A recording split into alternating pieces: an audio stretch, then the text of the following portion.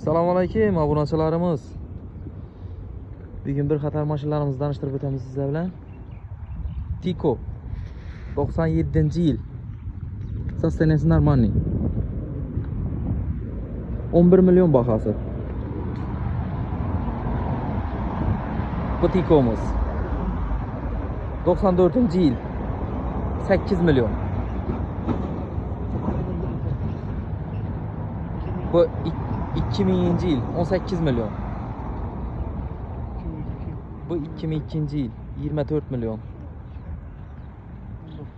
Bu 19-yil 90 milyon.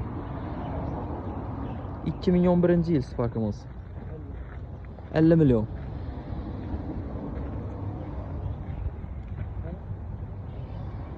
Bu Matiz'imiz 2005 28 milyondan gelişir adam. Hemen maşinlarımız gelişip belirledi aytılganlarına.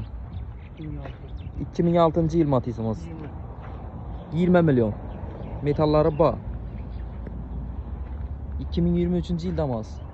Yumuşak balonlar koyulgan 88 milyon. 10 bin yük tuttu. 2020 Damas 48 milyon.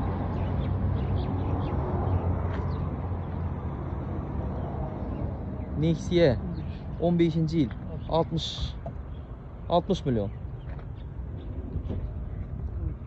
Bu 12-yil 55 milyon.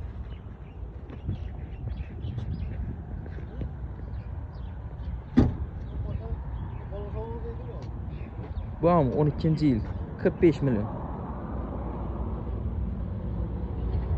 Bu 2010-yil 38 milyondan gelişip belirledi. Şu anda yine maşinlarımız var. Arzan varentli maşinlarımız. Gök damazımız 98-yil 12 milyon. Bite doyuru 10 milyon olsa berberemiz. Motor, korobka zadimosları yaxşı. Balonlar ham normal. Kuzupuni işler var meyda şöyle. Zengleri var.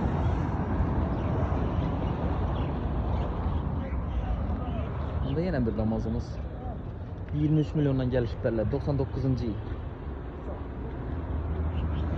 Bam 98-yil damazımız. 17 milyon son biterin bahası. Bunda rasvot yok. Motor sator içinde rasvot yok. Ama zaten. Bu Matiz'imiz 2009-yil 33 milyon bahası.